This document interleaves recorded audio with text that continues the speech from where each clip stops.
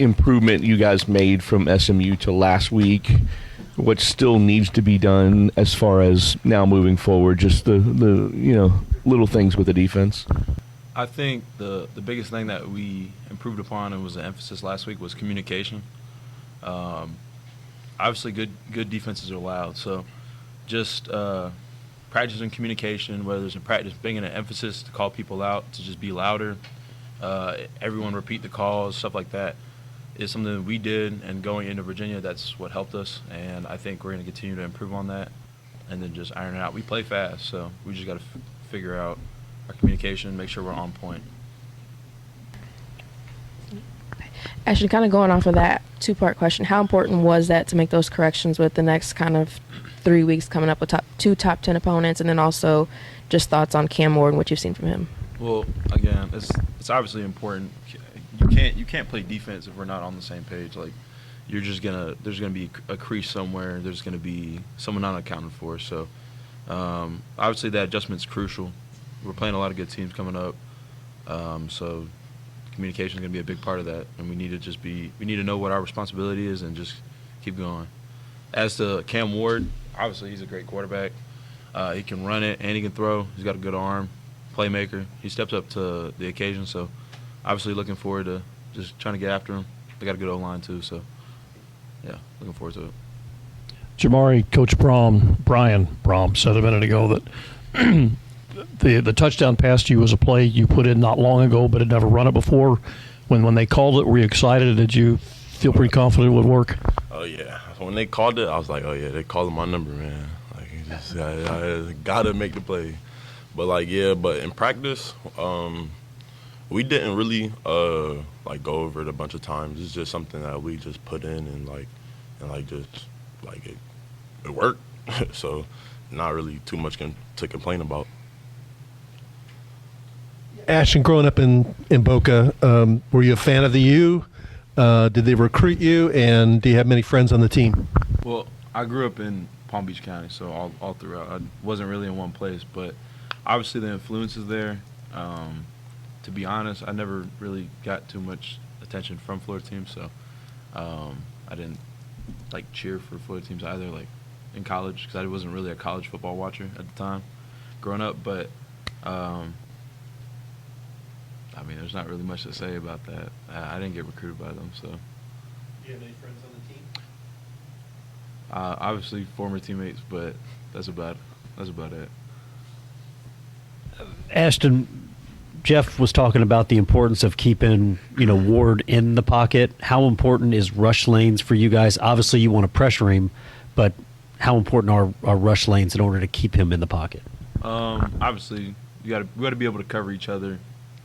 You don't want to always just get stuck into, you just want a pocket rush, because then you won't get as much pressure, and obviously we want to disrupt the quarterback. So just knowing how to communicate, and if someone's going to go under, who's going to cover him, just so we can keep our lanes balanced, so we can contain him in the pocket, force him to throw. That's just going to be something that we approach this week. In terms of your own confidence after a little bit of a slow start to the season, how big was it for you to get that sack against Virginia? Something like that. It's not to say it's not too obviously slower start, but it's not like my production or effect has gone down, if that makes sense. So just keeping that in mind. The sack is good. Every sack feels good, but I don't think it holds any more significance than any other play, if that makes sense. Actually, to follow up on that, did you feel like, your stats were down, obviously. Did you feel like you were struggling at all earlier or not?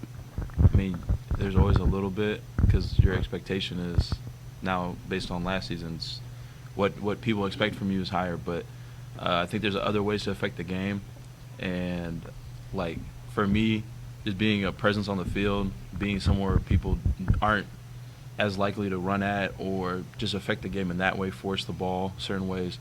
I think that's something that I still got to do, and that's just how it goes. If teams prepare for you, teams prepare for you. So, Jamari, could you talk a little bit about your progress, and after Saturday, do you see a bigger role in the offense for you? Through my lenses, yes. Of course, I had made a lot of progress through from last year to this year, obviously.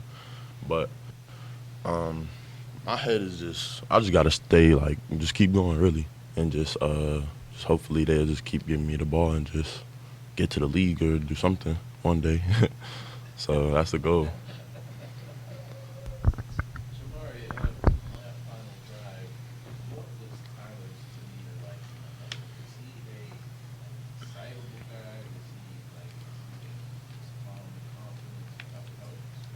Calm and confident. That's how I put it. Calm and confident. He got in the huddle, got to play to us, and we just went out and executed. Ashton, I had to make sure I was seeing it right. Right there at the end, were you not lined up in a linebacker position for a couple of plays right at the end? And was that just kind of a late game situation, or is that something you could pursue? Some things that we've been doing is just to find ways that we can move me in different positions, just to get teams out of their comfort zone. So, yeah, I was playing a little bit, but not like a traditional linebacker. Just figuring out where to fit and stuff like that. So we're playing around with it, trying to see what we can do with it. A little more on your progress from. I mean, you played quarterback until really you got here. How difficult was the transition? You know what I mean, for you. But I guess then how much did quarterback help? You know, playing quarterback, how much did that really help you because you knew kind of the game?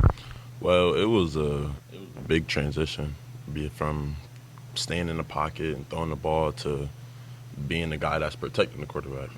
So it was a big transition through that way. But what was your last question again? I'm sorry. Playing quarterback. Help. So, playing quarterback, you got to know what's going on at all times. Everybody that's running the route, protection. So it's at tight end, you got to run routes. You got to stay in pass protection. So it's it helped a lot, really. Because it's on one of these routes, I got to know what this guy's doing so I could be in the same spot, in a good spot. So it's it helped a lot for real. Up on that, it seems like you really take a lot of joy in blocking, especially on those touchdown runs for Isaac. Is that something you've grown to love, or have you just discovered something there? Well, before I was a quarterback, I was a running back and many other things when I was younger. But that blocking, man, it gets me pumped up. When I don't get the ball, I take it out on whoever I'm blocking. So sorry for them, but that's the way it is. Yeah, Ashton, Coach Jeff Brom said that Ward is most dangerous on broken plays. As you start to defend him, what are the one or two most important things you need to do to be effective in keep him from hurting you guys? Obviously, we talked about it earlier, but obviously just containing him in the pocket and then finding our ways to disrupt him. So whether that's tip balls or pressures, get him out the spot, making him have to work for those plays. Obviously, again, he's a great athlete. He can throw on the run, but just getting him out of his comfort zone is going to be crucial. You can't let guys like that get in a rhythm. So that's kind of what we're going to have to do going this week. Thank you guys.